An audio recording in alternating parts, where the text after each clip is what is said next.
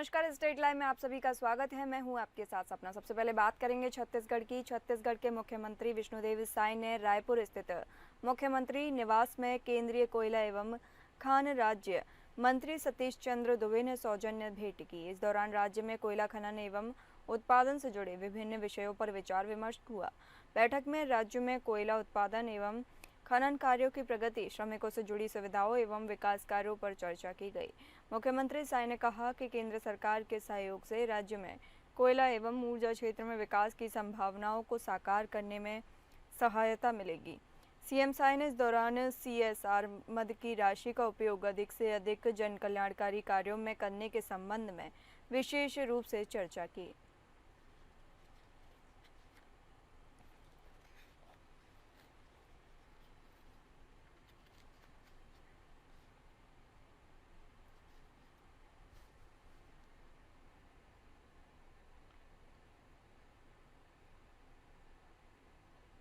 डोंगरगढ़ में बमलेश्वरी ट्रस्ट द्वारा 10 करोड़ की लागत से डायग्नोस्टिक सेंटर की स्थापना की गई। साथ ही साथ सरकार ने डोंगरगढ़ क्षेत्र में 39 करोड़ के विभिन्न मांगों का भूमि पूजन किया। इस अवसर पर विधानसभा अध्यक्ष रमन सिंह और उप मुख्यमंत्री अरुण साव पहुंचे हुए थे। 10 करोड़ के डायग्नोस्टिक सेंटर हॉस्पिटल को 50,000 स्क्वायर फीट बनाया जा रहा है। साथ ही डायग्नोसिस की सभी मशीन आई हैं और भविष्य में बड़े अस्पताल की तैयारी भी चल रही है। अस्पताल के पीछे 8 डॉक्टर और 60 नर्सों के लिए मकान बनाए जा रहे हैं और मरीजों के लिए एम्बुलेंस की व्यवस्था भी शीघ्र की जाएगी। ट्रस्ट के मेंबर का कहना है कि भविष्य में किसी को इलाज कराने बाहर दूसरे शहर न जाना पड़े, ऐसी व्यवस्था की जा रही है और साथ ही साथ कोई बीमार पड़े तो 15 मिनट में उसके एम्बुलेंस पहुंच जाए, ऐसी व्यवस्था शीघ्र ही की जाएगी। 30 करोड़ 23 लाख के अलग अलग कामों का जो लोकार्पण और भूमि पूजन हुआ है, लंबे समय से इसकी प्रतीक्षा आपको थी। लंबे समय से इस काम के लिए आप प्रतीक्षा कर रहे थे, वो आज दिन आया है। रथ यात्रा के दूसरे दिन मां बमलेश्वरी के प्रांगण में इतनी बड़ी सौगात आपको मिली है। ट्रस्ट ने डायग्नोस्टिक सेंटर का शुभारंभ किया है। अत्याधुनिक मशीनें सस्ते में, चिंता इलाज के लिए रायपुर जाने की आवश्यकता खत्म हो जाए, इलाज के लिए उसको राजनांदगांव जाने की आवश्यकता समाप्त हो जाए। यदि बमलेश्वरी ट्रस्ट ये काम हाथ में लेता है तो माता का इससे बड़ा आशीर्वाद नहीं हो सकता कि इतना पुनीत काम किया है। मानवता की सेवा, गरीब की सेवा और उसकी चिकित्सा की व्यवस्था। मैं अभी मनोज अग्रवाल से पूछ रहा था, मैं कहा भैया कम से कम डोंगरगढ़ में माता के आशीर्वाद से 100 बिस्तर का हॉस्पिटल आप बना रहे हो, इसमें डोंगरगढ़ क्षेत्र के और आसपास के लोगों का, गरीब लोगों का इलाज कम से कम खर्चे में होना चाहिए। छत्तीसगढ़ में अब मानसून पूरी तरह से एक्टिव हो चुका है। लगातार हो रही बारिश से सूरजपुर में गोबरी नदी पर बना पुल पूरी तरह से जर्जर हो चुका है। बारिश के चलते इसका बाउंड्री वॉल भी टूटकर गिर गया। पुल में दरारें और धंसाव साफ नजर आ रहे हैं। इसके गिरने की आशंका बढ़ गई है। हालात इतने खराब हैं कि ग्रामीण डर के साए में आवाजाही कर रहे हैं। बता दें कि 2005 में तत्कालीन सीएम डॉक्टर रमन सिंह द्वारा इस पुल का लोकार्पण किया गया था, लेकिन अब 20 साल में यह पुल पूरी तरह जर्जर हो चुका है। करोड़ों रुपए की लागत से बना यह पुल ग्राम शिव प्रसाद नगर, डबरीपारा, भवराई, बांसापारा समेत कई गांवों को सूरजपुर जिला मुख्यालय से जोड़ता है। ऐसे में इस कमजोर पुल के टूटने से लोगों के दुर्घटना के शिकार होने की संभावना है। साथ ही गांव से सड़क संपर्क टूट सकता है, जिससे ग्रामीणों को भारी परेशानियों का सामना भी करना पड़ता है। ग्रामीणों का कहना है कि बरसात में बच्चों की पढ़ाई, खेती-बाड़ी और जरूरी कामकाज के लिए भी इसी पुल पर निर्भर रहना मजबूरी है, लेकिन पुल की जर्जर हालत के कारण हर वक्त हादसे का डर बना हुआ है। ग्रामीणों ने प्रशासन से जल्द मरम्मत या वैकल्पिक व्यवस्था की भी मांग की है।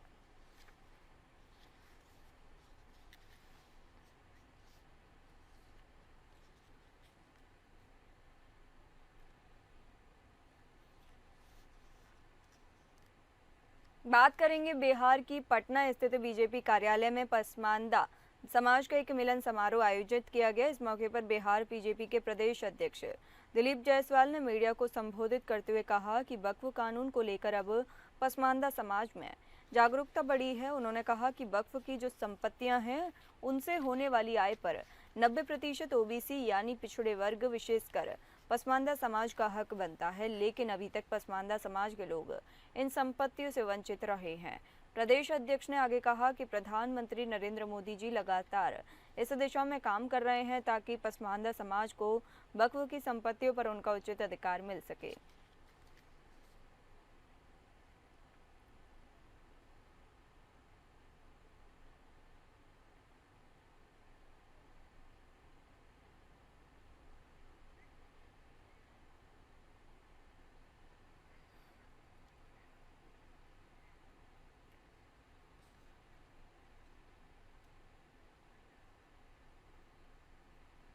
एआईएमआईएम के प्रदेश अध्यक्ष अख्तरुल ईमान ने महागठबंधन में शामिल होने को लेकर बड़ा बयान दिया है। उन्होंने कहा कि अगर महागठबंधन वाकई बिहार में सांप्रदायिक शक्तियों को उखाड़ फेंकना चाहता है, तो सेक्युलर वोटों को बिखेरने से बचाना चाहता है, तो एआईएमआईएम उनका साथ देने के लिए तैयार है। मुसलमानों के वक्फ में गैर मुसलमानों को मेंबर बनाएंगे तो फिर गैर मुसलमानों के जो वक्फ है, न्यास परिषद है, विल्स है, क्या उसमें मुसलमानों को मेंबर बनाएंगे? नहीं बनाएंगे और बनाना भी नहीं चाहिए। किसी मंदिर का पुजारी कोई नॉन मुस्लिम ही हो सकता है, मस्जिद का पुजारी को मौलाना हो सकता है। ये मोदी जी सब में दखलंदाजी कर रहे हैं। दरअसल मामला कहीं और नहीं है। मोदी जी को मुसलमानों से बड़ी परेशानी है। मोदी जी नहीं चाहते हैं कि मुसलमान चैन से रहें इस मुल्क में, क्योंकि आरएसएस की बुनियाद ही मुस्लिम दुश्मनी पर है। इसलिए शुरू दिन से मोदी जी जब से बैठे हैं, वो सबका साथ सबका विकास की बात तो करते होंगे, लेकिन मुसलमानों को विनाश करने का ठेका उसने ले लिया है। एक तरफ आप देखेंगे एनआरसी का भी कानून जो लाया गया वो मुसलमानों को ही निशाना बनाया गया। तलाक के मामले में जो हमारा धार्मिक मसला है उसमें भी उसने हस्तक्षेप किया है। और ये जो हमारी मस्जिदें हैं, हमारे कब्रिस्तान हैं, इमाम बारे हैं, दरगाहें हैं, है ना, मदारिस हैं, ये हमारे बाप दादाओं के पूर्वजों के दिए गए आम जनों के हित के लिए दी गई विरासत है। और जब मुसलमान इसको धार्मिक मामला समझता है, जब मुसलमान अपनी निजी प्रॉपर्टी जब वक्फ कर देता है तो वो अल्लाह की प्रॉपर्टी हो जाती है। तो इसलिए इस प्रॉपर्टी पर भी वो दखल करना चाह रहे हैं। ऐसा नहीं है। इस मुल्क में धर्म की आज़ादी है, धार्मिक संस्थाओं को चलाने की आज़ादी है। तो हमारे धार्मिक संस्था हैं ये, इनको चलाने की आज़ादी वो कैसे रोक सकते हैं?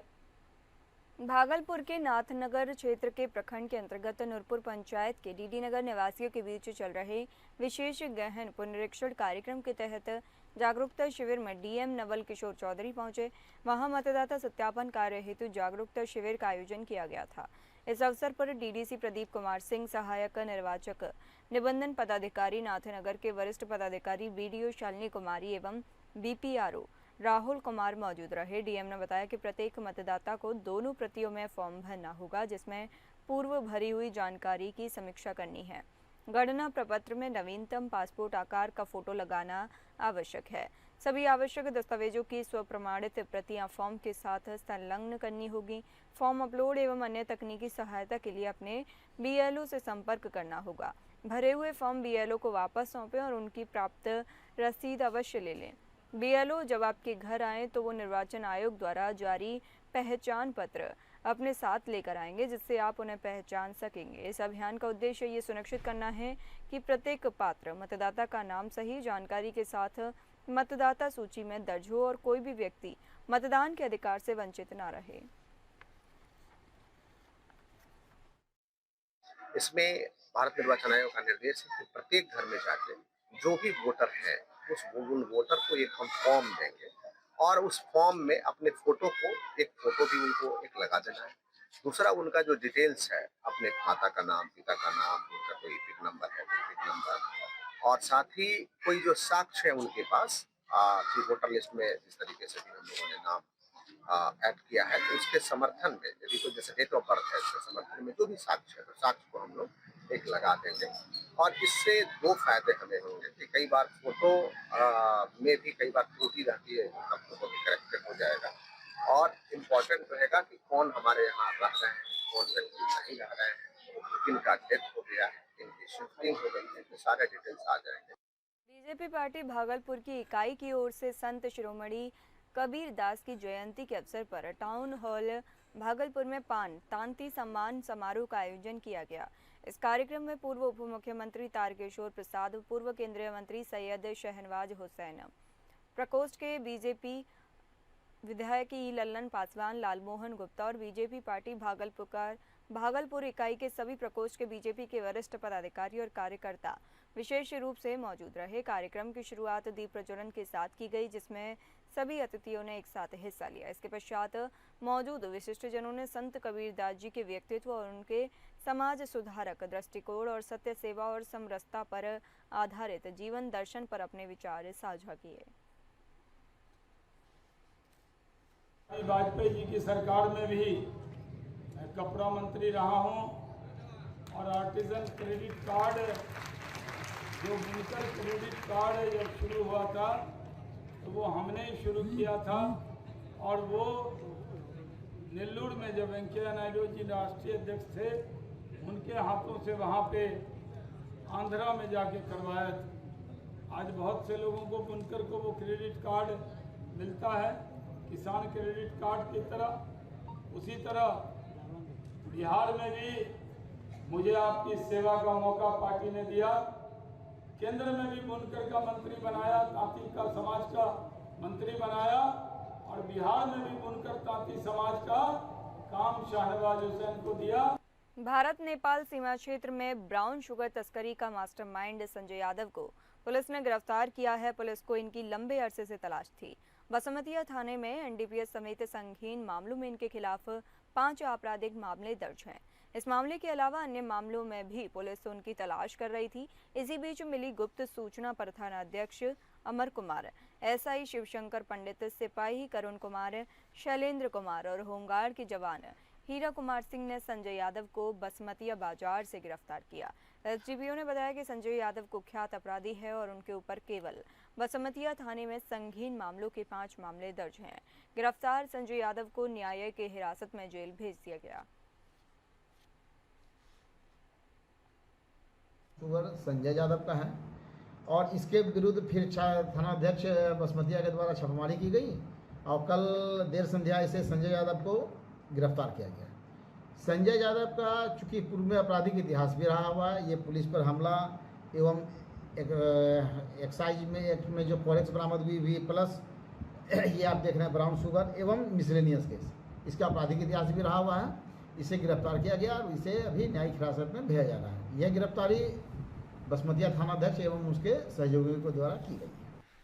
भारत नेपाल सीमा क्षेत्र में ब्राउन शुगर तस्करी का मास्टरमाइंड संजय यादव को पुलिस ने गिरफ्तार किया है। पुलिस को इनकी लंबे अरसे से तलाश थी। बसमतिया थाने में एनडीपीएस समेत संगीन मामलों में इनके खिलाफ 5 आपराधिक मामले दर्ज हैं। इस मामले के अलावा अन्य मामलों में भी पुलिस उनकी तलाश कर रही थी। इसी बीच मिली गुप्त सूचना पर थानाध्यक्ष अमर कुमार, एसआई शिवशंकर पंडित, सिपाही करुण कुमार, शैलेंद्र कुमार और होमगार्ड के जवान हीरा कुमार सिंह ने संजय यादव को बसमतिया बाजार से गिरफ्तार किया। एसडीपीओ ने बताया कि संजय यादव कुख्यात अपराधी है और उनके ऊपर केवल बसमतिया थाने में संगीन मामलों के 5 मामले दर्ज हैं। गिरफ्तार संजय यादव को न्यायिक हिरासत में जेल भेज दिया गया।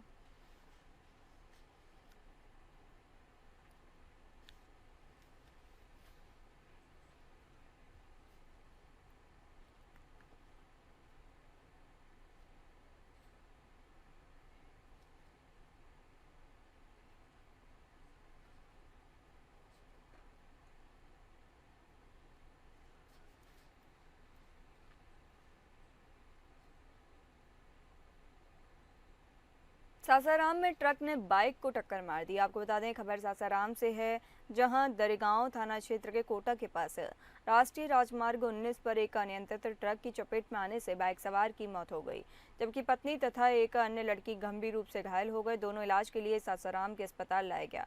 मृतक रविंद्र कुमार मूल रूप से बक्सर जिले के डुमराव थाने के अरई इलाके रहने वाले थे और दुबई में रहकर काम करते थे।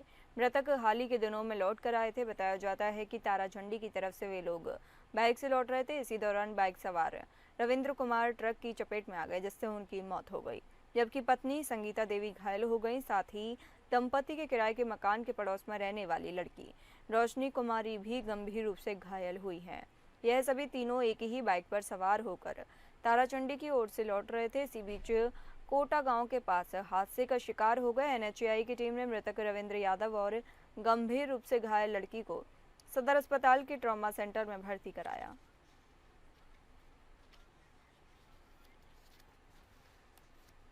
चलिए बढ़ते हैं अगली खबरों पर। बात करेंगे झारखंड की। हूल दिवस के अवसर पर इस बार वीर सिदो कान्हू की धरती भोगनाडीह रण क्षेत्र में तब्दील हो गया।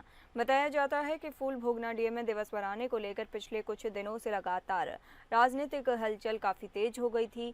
एक और प्रत्येक वर्ष की तरह प्रशासन दिवस मनाने की तैयारी कर रहे थे, वहीं दूसरी ओर शहीद सिदो कान्हू 6वें वंशज मंडल मुर्मू और उनके समर्थकों के द्वारा प्रशासन के कार्यक्रम का विरोध किया जा रहा था। उन लोगों ने मांग रखी थी कि प्रशासन से पहले उक्त स्थल पर उन लोगों को कार्यक्रम आयोजित होगा, उसके बाद ही प्रशासन वहां कोई कार्यक्रम कर सकती है। इसी को लेकर सुबह सिदो कान्हू के वंशज मंडल मुर्मू तकरीबन 2000 आदिवासी समर्थकों के साथ बरहेट के बोगनाडीह स्थित कार्यक्रम स्थल पर पहुंचकर सरकारी कार्यक्रम के आयोजन की तैयारी कर रहे थे और प्रशासन का भी विरोध जताया। इस दौरान आक्रोशित जनसमूह तीर धनुष कुल्हाड़ी सहित अन्य पारंपरिक हथियारों के साथ प्रदर्शन करते हुए प्रशासन से उलझ गया। कार्यक्रम स्थल पर भीड़ को तितर बितर करने के लिए प्रशासन ने लाठी चार्ज करते हुए आंसू गैस के गोले भी छोड़े, जिससे कार्यक्रम स्थल पर भगदड़ मच गई। यहाँ बोगनाडीह में आज ही जो आई हूँ, सबसे पहली बार ही आई हूँ यहाँ संथाल परगना की इस जगह पर। तो यहाँ आकर के अभी जो मैंने देखा और बहुत अच्छा लगा। सिदो कान्हू के वंशज है यहाँ पर जो फूल आंदोलन किए थे, विद्रोह किए थे अंग्रेजों के खिलाफ, और मैंने नमन किया सिदो कान्हू जी को, चांद भैरव जी को, फूलो जानो जी को, और बहुत अच्छा लगा। और जिस तरह का आस्था हमारे समाज के लोगों में है और रहेगी, क्योंकि आंदोलनकारी है, और जो वंशज है, वंशज को तो और सम्मान देना चाहिए। फुसरो के यूनियन कार्यालय में फुसरो नगर कांग्रेस कमेटी की बैठक आयोजित की गई। बता दें, बैठक की अध्यक्षता फुसरो नगर अध्यक्ष सूरज मित्तल ने की और संचालन नगर सचिव जितेंद्र सिंह ने किया। बैठक में मौजूद लोगों ने पूर्व मंत्री स्वर्गीय राजेंद्र प्रसाद सिंह के तस्वीर पर पुष्प अर्पित कर नमन किया। बैठक में मौजूद वार्ड अध्यक्ष के साथ एक दूसरे का परिचय हुआ। वहीं मौजूद प्रखंड अध्यक्ष छेदी नोनिया ने कहा कि बेरमो में कांग्रेस सबसे मजबूत पार्टी है। बेरमो के विधायक भी कांग्रेस पार्टी से हैं। सरकार की योजनाएं अंतिम व्यक्ति तक पहुंचने में सभी कार्यकर्ता मदद करें। कहा कि बेरमो के विधायक लगातार विकास करने काम क्षेत्र में काम कर रहे हैं। फुसरो नगर अध्यक्ष सूरज मित्तल ने कहा कि सभी कार्यकर्ता को एकजुट होकर काम करने की जरूरत है और संगठन को मजबूत बनाने की जरूरत है, जिससे कि आने वाले समय में फुसरो नगर में कांग्रेस पार्टी सबसे मजबूत पार्टी के रूप में रहे। सभी को जोहार। आज फुसरो कांग्रेस कमेटी की बैठक हुई, जिसमें जितने भी हमारे 250 वार्ड हैं, सबके वार्ड अध्यक्ष आए और सभी के साथ एक परिचयात्मक बैठक हुई। और बैठक का मेन उद्देश्य था कि एक दूसरे को की पहचान, एक दूसरे के बारे में जानना और संगठन को कैसे मजबूत किया जाए, संगठन में किस तरह से काम किया जाए जिससे कांग्रेस कमेटी का नाम ऊंचा हो।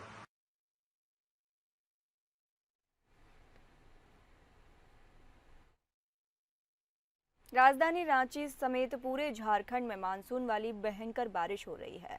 अब जल जनित कई बीमारियों के खतरे पर झारखंड के सबसे प्रतिष्ठित अस्पताल रिम्स के निदेशक ने हमारी संवाददाता तृप्ति सिंह से खास बातचीत की। इस वक्त हम मौजूद हैं Rajendra institute of medical science यानी कि रिम्स में, जहां हम सीधा बात करेंगे डायरेक्टर डॉक्टर राजकुमार से। उनसे हम जानेंगे मॉनसून ने दस्तक दे दी है, किस तरह की बीमारियां इस वक्त सबसे ज़्यादा परेशानी का कारण बनती हैं और बीमारियों से बचाव के लिए ज़रूरत है सावधान रहने की, और घर में किस तरह से सावधान रहने की ज़रूरत है लोगों को। इस बारे में सीधा जानेंगे सर से। थैंक यू तृप्ति। आप जानते हैं कि इस 2-3 दिन बहुत जोर की बरसात हुई रांची में, जिसकी वजह से ड्रेनेजेस वगैरह की प्रॉब्लम रही, हमारे रिम्स में भी रही, लेकिन उसको हमारे लोगों ने बहुत सक्सेसफुली कंट्रोल किया।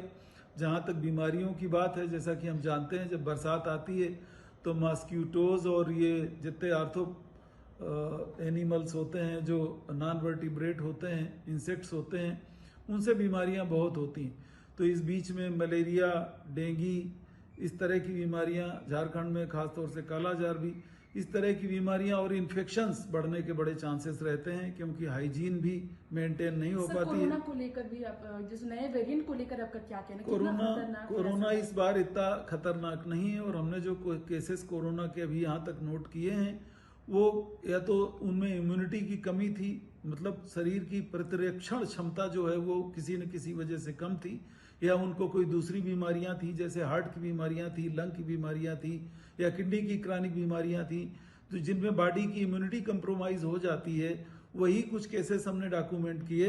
तो ऐसे मरीजों में जिनमें इम्यूनिटी किसी न किसी वजह से कंप्रोमाइज्ड है, उनको सावधान रहने की ज्यादा आवश्यकता है। बहुत बहुत शुक्रिया। स्वास्थ्य व्यवस्था को मजबूत रखने में एम्बुलेंस सेवा सबसे महत्वपूर्ण मानी जाती है। बिना एम्बुलेंस सेवा के किसी भी अस्पताल में लोगों को समुचित स्वास्थ्य लाभ नहीं मिल पाता है।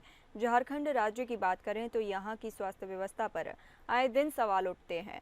वहीं यदि देवघर जिले की एम्बुलेंस सेवा को देखें तो यहाँ की एम्बुलेंस सेवा भगवान भरोसे है। देवघर जिले में सरकारी एम्बुलेंस की सुविधा आम लोगों को नहीं मिल पाती है। देवघर सदर अस्पताल के deputy superintendent doctor Prabhat Ranjan ने कहा कि सदर अस्पताल में जितनी भी एम्बुलेंस मुहैया कराई गई हैं वे ज़्यादातर वीआईपी मूवमेंट में रहती हैं। अस्पताल में आने वाले मरीजों के लिए 108 एम्बुलेंस सेवा से काम किया जाता है। देवघर जिले के जितने भी एम्बुलेंस हैं वे सभी खराब हैं और जो काम कर रहे हैं वे भी स्वास्थ्य कैंप या फिर वीआईपी मूवमेंट के लिए उपयोग किए जाते हैं। वहीं 108 एम्बुलेंस की बात करें तो उसकी भी स्थिति बहुत ही खराब है। आए दिन 108 एम्बुलेंस के चालक विभिन्न मांगों के लिए विरोध प्रदर्शन करते दिखते हैं। कई एम्बुलेंस में तकनीकी सुविधा है तो कई एम्बुलेंस के चालकों एवं टेक्नीशियन को कई महीनों से वेतन नहीं मिला है। वहीं हमारे संवाददाता पंकज पांडे ने जब 108 एम्बुलेंस सेवा पर फोन लगाया तो कई फोन की घंटी बजने के बाद भी कोई जवाब नहीं आया।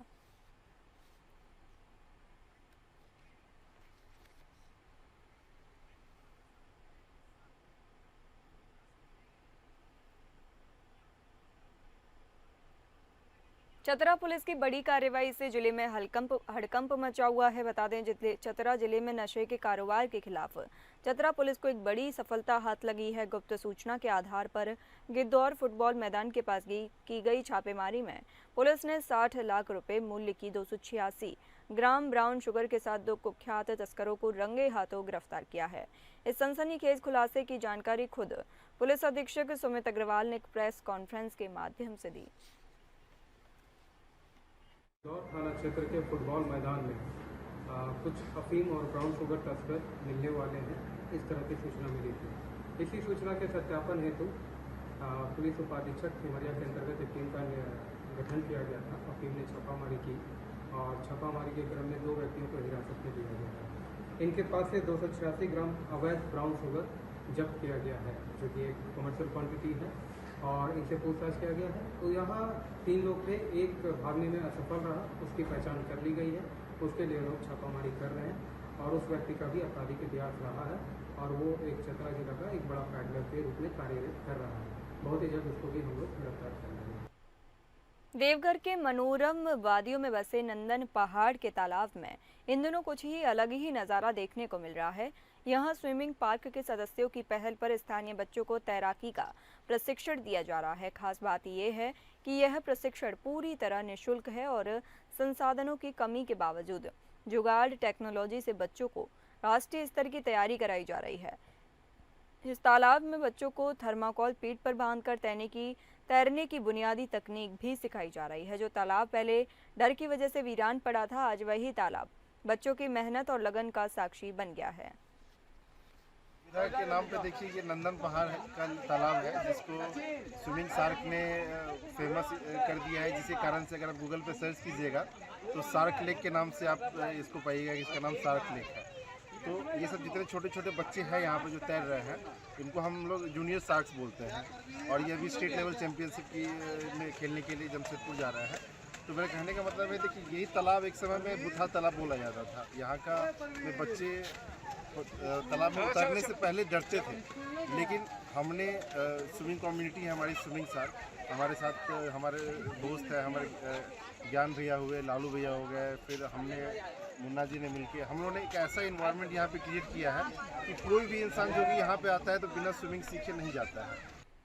बात करेंगे हिमाचल प्रदेश की। शिमला में अभी भी बारिश का कहर जारी है। सोमवार सुबह करीब 8:15 पर शिमला के भट्टा कुफर में एक 5 मंजिला भवन गिर गया। गनीमत रही कि बीती रात ही इस भवन को खाली करवा लिया गया, जिससे बड़ा हादसा टल गया। इमारत गिरने की इस घटना ने फोनलेन निर्माण कार्य में कोताही के आरोपों को फिर से हवा दे दी है। प्रभावित मकान मालिक अंजना वर्मा का आरोप है कि फोरलेन निर्माण के चलते उनके मकानों में दरारें आ गईं और सुबह ही मकान गिर गया। अन्य मकानों को भी नुकसान होने का खतरा है। अब भी कई मकान खतरे की जद में हैं। ये सुबह 8:10 के लगभग की घटना है। वैसे तो इसमें दरारें पिछले साल ही आ गई थी मकान में, लेकिन कंपनी वालों ने इसमें रॉडें डाल करके हमें आश्वस्त किया कि हमने इस जगह को पक्का कर दिया है और इसको कोई खतरा नहीं है। बार बार पंचायत द्वारा अवगत करवाने पर भी ये इन्होंने काम बंद नहीं किया और लगातार ये स्लाइड होता रहा और ये 5 मंजिला भवन था जो कि पूरी तरह से ध्वस्त हो चुका है। ऊपर वाले का शुक्रगुजार करते हैं कि इसमें कोई जान माल का कोई नुकसान नहीं है। बात करेंगे हरियाणा के फरीदाबाद से। एक अजीबोगरीब मामला सामने आया है। बता दें, फरीदाबाद पुलिस आयुक्त सत्येंद्र कुमार गुप्ता के मार्गदर्शन में फरीदाबाद पुलिस द्वारा अपराधियों पर लगातार कार्रवाई भी की जा रही है। इसी क्रम में थाना सेंट्रल और अपराध शाखा ऊंचा गांव की टीम ने संयुक्त कार्रवाई करते हुए 27 जून को पति द्वारा अपहृत की गई महिला को मथुरा से बरामद कर एक सह आरोपी को गिरफ्तार किया गया है। पुलिस प्रवक्ता ने बताया कि शैलेश कुमार वासी सुभाष कॉलोनी ने थाना सेंट्रल में दी शिकायत में बताया कि 27 जून को बाटा मेट्रो स्टेशन के पास से लखन वासी भुलवाना पलवल हथियार के बल पर जबरदस्ती उसकी बेटी को अगवा कर ले गया। 7:30 बजे थाना सेंट्रल में एक युवती के अगवा करने की सूचना प्राप्त हुई, जिस पर थाना सेंट्रल की टीम मौका पर पहुंची और जहां पर पता चला कि दोनों जो अगवा करने वाला है वो युवती का पति है और जिनका आपस में विवाद चल रहा है और वो काफी दिन से अलग रह रहे हैं और उनको तलाक का भी मामला चल रहा है और जो पति है वो जबरदस्ती युवती को अपने 3 अन्य साथियों के साथ एक गाड़ी में बैठाकर अपने साथ ले गए हैं।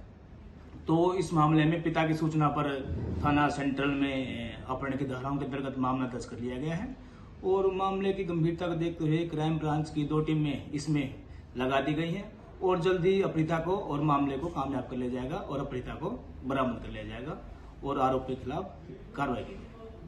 फिलहाल इस बुलेटिन में इतना ही। नमस्कार।